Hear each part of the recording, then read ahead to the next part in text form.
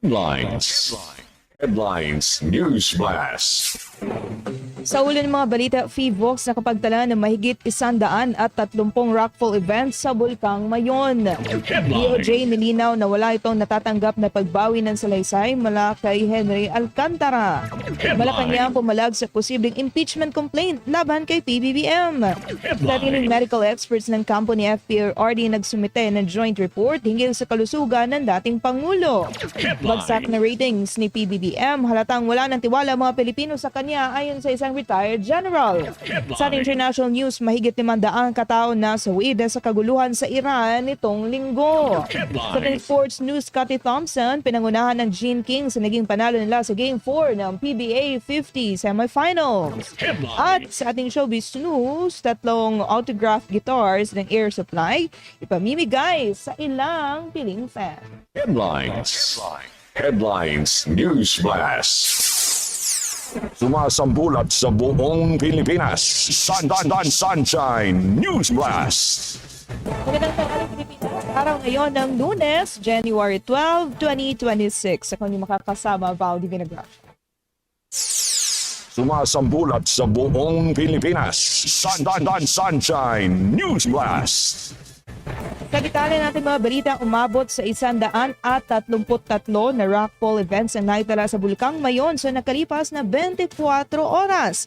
Bata ito sa monitoring ng PHIVOLCS malas 12 ng madaling araw noong linggo, January 11 hanggang alas 12 ng madaling araw naman ngayong Lunes, January 12, 2026. Idinagdag pa ng PHIVOLCS na may 37 na pyroclastic density currents o PDC na naobserbahan sa bulkan. Ang mga PDC ay pinaghalong pira-pirasong bato mula sa bulkan, mainit na gas at abo na mabilis na bumababa sa dilis-dis ng bulkan. Kaugnay nito sa ilalim ng Alert Level 3, pinapakita ng bulkan ang mas pinatindi o aktibong magmatic unrest. Ito ang dahilan kung kaya't mahigpit na ipinagbabawal ang pagpasok sa 6-kilometer permanent danger zone. Pinapalhanan na rin ng publiko laban sa anumang hindi kinakailangang aktibidad sa extended danger zone. Sunshine News Blast. Sa ilalim sa livelihood training ang mga magsasaka sa lalawigan ng Albay na naapektuhan ng patuloy na pag-aalboroto ng Bulkang Mayon. Dahil nasa Alert Level 3 ang bulkan, tinatayang 12,450 ng mga magsasaka na nagtatanim sa humigit kumulang 10,000 na hektarya ng lupang sakahan ang magiging apektado. Kabilang dito ang 10,000 naman na hektarya ng palayan, 61 hektarya ng maisan at 55 hektarya ng high-value crops. Sa kabila naman ng mga naitatalang pyroclastic density currents o PDCs at mga rockfall mula sa nabanggit na bulkan, sinabi ni Lovelia Guarin, Information Officer ng Department of Agriculture Bicol, na wala pa naitatalang pinsala sa mga pananim sa ngayon. Sunshine News Blast. Pinagpinde naman ng Philippine Coast Guard ang operasyon ng mga maliit na barko sa hilagang bahagi ng Quezon Province simula linggo ng hapon, January 11, 2026. Ayon sa advisory ng PCG Station sa Real, Quezon, base sa bulletin ng Pag-asa, ang malalakas na hangin mula sa northeast monsoon ay nakakaapekto sa baybayin ng General Nakar. Pati na rin sa ilagat silangang bahagi ng Polillo Island. Ito ang dahilan kung kaya't lahat ng biyahe ng mga barko at maliit na sasakyang pandagat na may 250 gross tonnage pababa ay pansamantalang pinagbabawal hanggang sa bumuti ang kalagayan ng panahon. Samantala, iniulat din ng PCG na na-stranded ang isang Philippine flag motor tanker na may 700 gross tonnage sa baybayin ng Barangay Poblacion 1, Burgos, Surigao del Norte nitong linggo pa rin. Ang tinutukoy na motor tanker ay ang MT Chen Shanfeng 168. Sa ulat ng PCG, nagkaroon ng engine trouble ang tanker mula sa Cagayan de Oro patungong Humunhon, Leyte noong January 10, dahilan kung bakit na-stranded ito. Ang tanker ay may dalang 3,500 liters ng diesel fuel na masusing minomonitor upang maiwasan ang posibleng oil spill. Ligtas naman ang lahat ng 9 na Filipino crew members. Sunshine News Blast. Sagutan kaugnay sa pork sa budget, umabot sa moral ascendancy. Si Troy Gomez sa report. Hindi pa man natutuyo ang tinta sa 2026 national budget, nagliyab na ang isa sa pinakamainit na bangayan sa Senado ngayong taon. unang pinutakan ni Senate President Pro Tempore Ping Lacson si Senadora Amy Marcos matapos umano nitong punahin ang port sa 2026 budget. Samantalang ayon kay Lacson, may sarili rin itong 2.5 bilyong pisong allocables sa 2025 budget. Hindi rin nakaligtas sa puna ni Lacson ang pananahimik umano ni Marcos noong bicameral conference kung saan napagdesisyonan ang huling bersyon ng 2026 budget. Si Marcos ay miyembro ng BICAM. Dagdag pa ni Lacson, madalas umanong makita si Marcos sa pamamahagi ng AIX at MAIFIP, mga programang tinatawag nitong soft port. Pero hindi nagpatinag si Senadora Amy Marcos. Sa isang pahayag, iginit niyang ang tinutukoy ni Lacson ay wishlist lamang na hindi naman naipamahagi. Git ni Marcos, ang mga oposisyon lahat ay FLR o for later release, kaya ni isa dyan ay walang naibigay o zero silang lahat sa budget. Dagdag pa ni Marcos na hindi siya dapat sisihin sa mga allocables ng administrasyon. Pinaringgan pa niyang si Lacson ay abogada ng Malacanang. Hindi rin pinalampas ni Lacson ang patutsada. Sagot niya, hindi raw niya babawiin ang kanyang posisyon. Bukod sa issue ng port, nadamay pa ang Blue Ribbon Committee na pinamumunuan ni Lacson na inakusahan ni Marcos na umano'y nililimitahan ang investigasyon sa kontrobersyal na flood control projects, paratang na mariing itinanggi ni Lacson. Habang nagpapatuloy ang investigasyon sa budget at flood control scandal, malinaw na ang sagutan ni Marcos at Lacson ay hindi na lang tungkol sa numero, kundi tungkol sa moral ascendancy sa politika. Para sa Diyos at sa Pilipinas kung mahal, Troy Gomez nag-uulat, SMNI News. Sunshine News Blast. Nilinaw ng Department of Justice o DOJ na wala ito natatanggap na anumang recantation mula kay dating Bulacan District Engineer Henry Alcantara kaugnay ng nalalaman nito sa flood control scandal. Ayon kay DOJ spokesperson Polo Martinez, wala silang natatanggap na verbal at formal na kasulatan ng pagbawi nito ng mga salaysay. Matatandaan na una nang inamin ni Alcantara na may nakukuha itong kickback sa flood control projects kasamang ilang mga mambabatas gaya ni na Senator Joel Villanueva, Jinggoy Estrada, sina dating Senator Bong Revilla, dating Congressman Zaldico at Mitch Kahayon Uy. Ito rin ang nagbunyag na dawit sa anomalya si dating DPWH Undersecretary Roberto Bernardo. Si Alcantara, isa sa mga protected witness ng DOJ at kasalukuyang may kasunduan sa ahensya para sa restitution kung saan nasa 181 million pesos na ang kanyang naibalik sa gobyerno na siyang bahagi ng perang natanggap nito mula sa anomalya. Sunshine News Blast. Malacanang pumalag sa posibleng impeachment complaint laban kay PBBM. Si Creseline Catarong sa balita. Ayon kay Palace Press Officer at Presidential Communications Office Undersecretary Claire Castro, ang pahayag ni Caloocan 2nd District Representative Edgar Egay Erice ay wala pang sapat na basihan at nagmumula umano sa mga taga-suporta ng isang partikular na politiko. Binanggit din ng Palace official na patuloy ang dedikasyon ng Pangulo sa pagtugon sa pangangailangan ng mga Pilipino at ang administrasyon ay nananatiling nakatuon sa pagpapabuti ng bansa. Nilinaw pa ng opisyal na iginagalang ng Pangulo ang mga umiiral na proseso ng konstitusyon at naniniwala siyang ang mga hakbang na isasagawa ng mga miyembro ng Kongreso ay dapat nakabase sa batas, katotohanan at interes ng bansa. Iginit naman ni Castro na hindi magpapadala ang administrasyon sa mga espekulasyon at political maneuverings. Una rito, ibinunyag ni Erice na may mga lider ng ilang grupo ang lumapit at inimbitahan siyang i-endorso ang impeachment complaint laban kay PBBM na kanya namang tinanggihan. Posible umanong magsampa ng impeachment laban kay Marcos Jr. dahil sa umunoy betrayal of public trust, lalo na sa usapin ng kontrobersiya ng malawakang korupsyon sa flood control projects. Para sa Diyos at sa Pilipinas kung mahal, ito si Creseline Catarong, SMNI News. Sumasambulat sa buong Pilipinas. Sunshine News Blast. Time check 11:45 in the morning.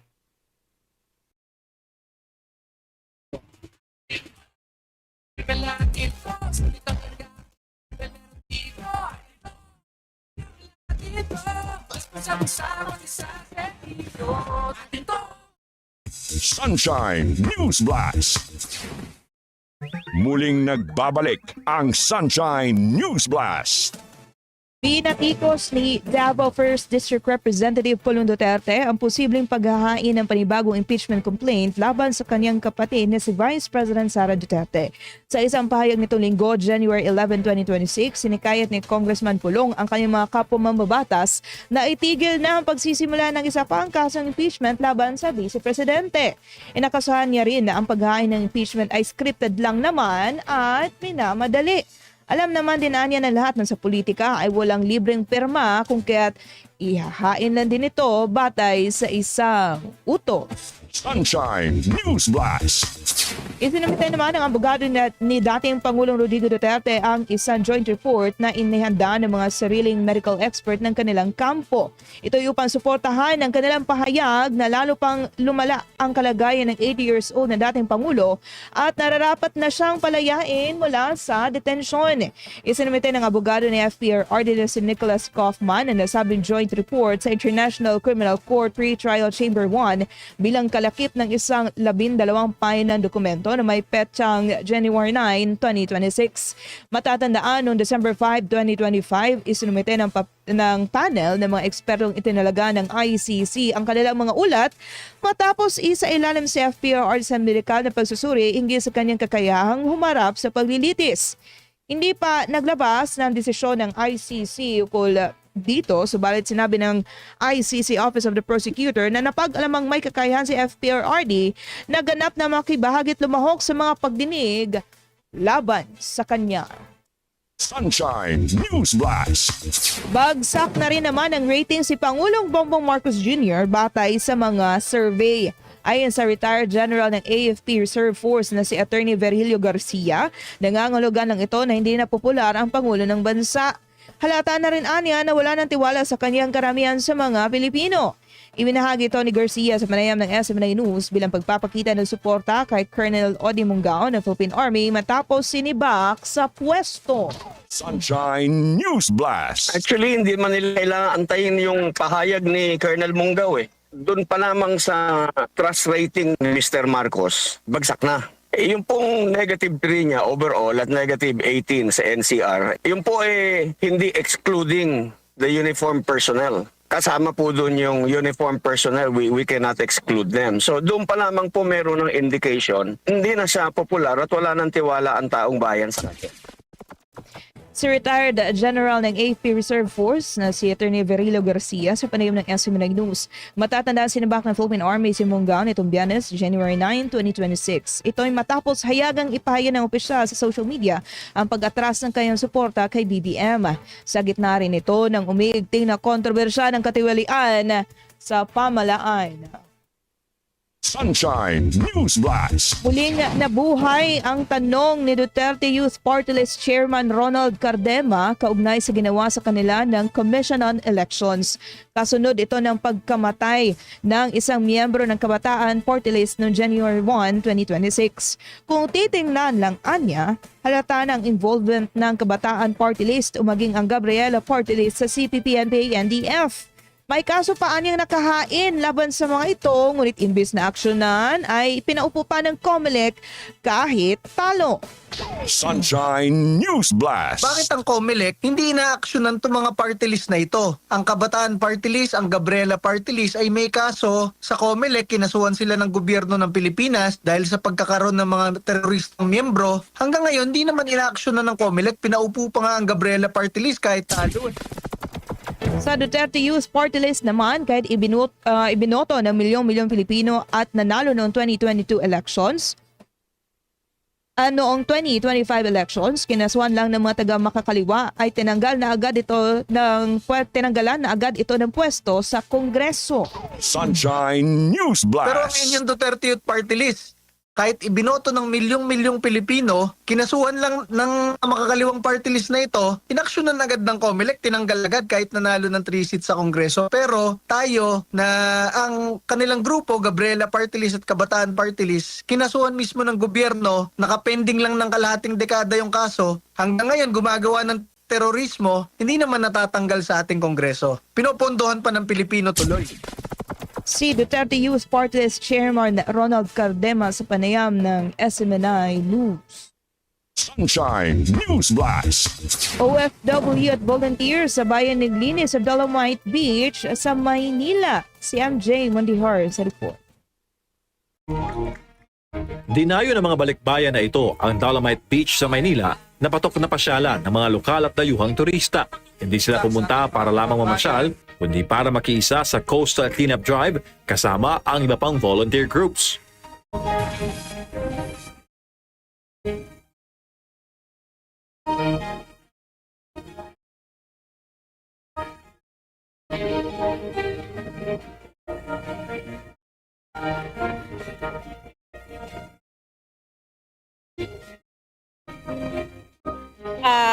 Ang United Filipino Global, actually marami din umuwi no, iba't ibang bansa. Ang OFW, balik tanaw kay PRRD. Bilang isang Duterte legacy, ang Dolomite Beach. Nasa kalahating kilometro ang haba ng Dolomite Beach Project sa kabaan ng Ross Boulevard sa Maynila na binuksan sa publiko noong Hunyo 2022. Batay sa datos mula January hanggang December 2025, nasa 5 milyong katao ang dumalaw sa Dolomite Beach. Magkahalo po yan ng mga foreigner at lokal na mga turista. Bukas ang proyekto na ito mula alas 6 ng umaga hanggang alas 6 ng gabi, Lunes hanggang araw ng Linggo. Maliban na lamang sa araw ng Huwebes kung saan ito ay nakatalaga para po sa maintenance activities. Pero marami ang nakiusap ng mga foreigner na sana raw buksan ang proyekto na ito mula alas 4:30 ng hapon hanggang alas 6 ng gabi tuwing Huwebes, na siyang pinagbigyan naman ng mga tagapamahala ng Dolomite Beach para po masilayan ang sikat na Manila Bay sunset. Para sa mga balikbayan, legasiya ni dating Pangulong Rodrigo Duterte ang proyekto dahil patuloy ito napapakinabangan ng publiko. Ngunit may panukalang paimbestigahan sa Kamara ang proyekto dahil may kaugnayan daw ito sa mga pagbaha sa Metro Manila. Tutol naman dyan ang ilan sa aming mga nakapanayam. Ano pong connect ng, ano po, parang wala naman siyang connection po kasi napakalayo. Siyempre sa akin, hindi. Bakit po, ma'am? Maganda na to sobra eh. Agad dyan lang kasi kami, dati yung baho dito. Tapos, bakit ano pa, di ba? Ang ganda-ganda na nga. Diin pa ng mga kritiko, nakababara umano ang Dolomite Beach sa 3 pangunahing drainage system sa Metro Manila at tinawag pang cosmetic project lamang. Pero kung si Nanay Rosalinda ang tatanungin, mahalaga ang proyekto para makalanghap ng sariwang hangin ang kanyang apo. Okay naman. So far, malinis ngayon dito kaya compare sa kabila. Oh, tsaka tinalan nyo nga yung apo nyo dito. Yes. Meaning, safe dito sa mga bata. Kahit simoy lang ng dagat. Pwede na. Pwede na. Patay sa pamantayan ng DENR, dapat ay nasa 100 mpn per 100 ml o mas mababa ang fecal coliform level para maging swimmable ang isang lugar. Patay sa pinakahuling datos, ang Dolomite Beach ay nasa 10,000 mpn per 100 ml na hindi pa rin daw pasado sa swimmable standard. Noong 2019, bago ang rehabilitasyon ng Manila Bay, umabot sa 10 million mpn per 100 ml ang naitalang bacteria level sa parehong lugar. Patuloy ang DENR ngayon sa pagpapabuti sa kalidad ng tubig sa Dolomite Beach para ganap na itong mapaliguan ang publiko. Ma'am, itong project daw ay may kaugnayan sa pagbaha sa Metro Manila. No, hindi po kami yung flood control po ang atupagin nila. Yun na lang po. Tapos nung nagawa na ito, malinis na, kitang-kita ninyo, very clear ang water. Tapos sobrang linis na ngayon, paimbestigahan nila. Anong gagawin nila dito? Sana, magpasalamat na lang sila sa kay Tatay Digong. Hindi itong huling aktibidad ng mga OFW para pasalamatan ang legacy projects ni former President Duterte, lalo na sa kanilang sektor. Patuloy din silang susuporta sa legal battle na kinahaharap ni FPRD sa ICC dahil para sa kanila, ang kanilang Tatay Digong ang pinakamagaling na naging presidente ng Pilipinas. So ito ay handog namin kay PRRD dahil sa ginawa niyang sa administration niya sa panahon niya, kami po ay naririnig, ang aming boses ay naririnig, which is the Department of Migrant Workers, OF Bank and OFW Hospital na ngayon po ay nai-enjoy ng ating mga OFWs at family of OFWs. Mahal na mahal po namin tayo. We miss you.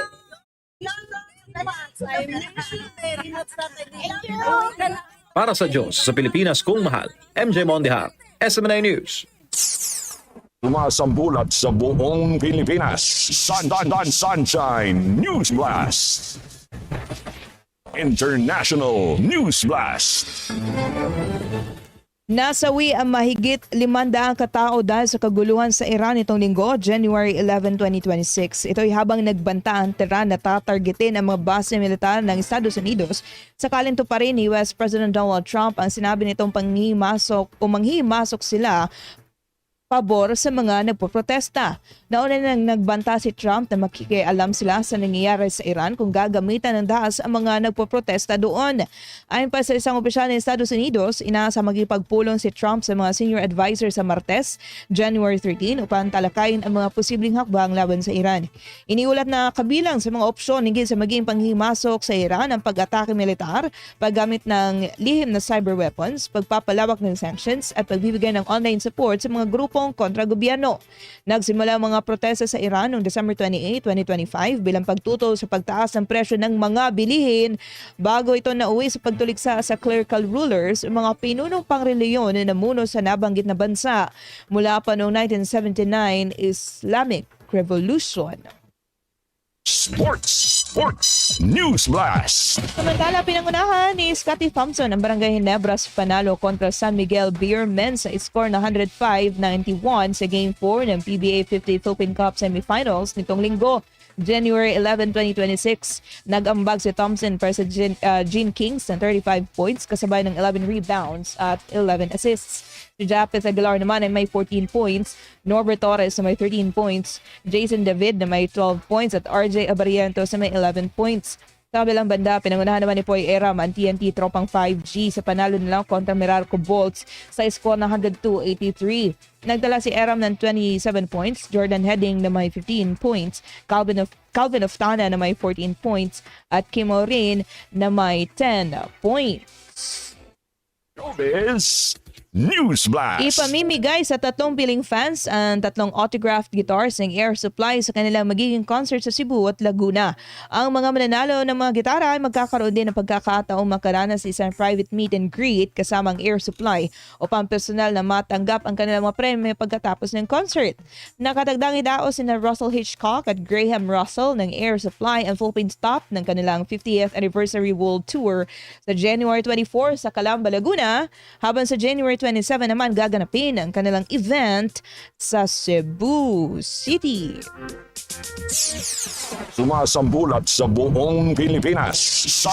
Sunshine News Blast. Ang salita ng Ama sa pamamagitan ng hinirang na anak ng Diyos, Pastor Apollo C. Kibuloy.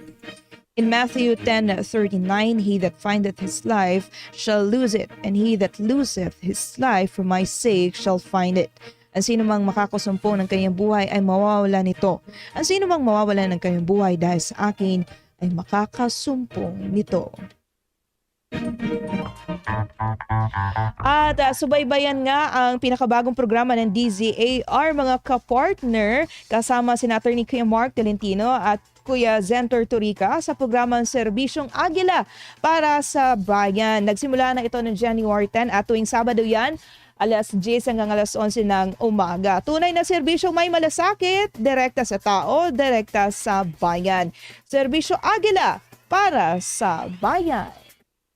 At inyo natong hayan ang balitaan ngayong tanghali ng Lunes, January 12, 2026. Ang ngalan ng buong pwersa ng DZAR 1026 SMNA Radio ng SMNA News. Ako yung naging tagapagbalita, Valdi Vinagracia, para sa Diyos at sa Pilipinas nating mahal. Sumainyo ang Sunshine News Blast. Hatid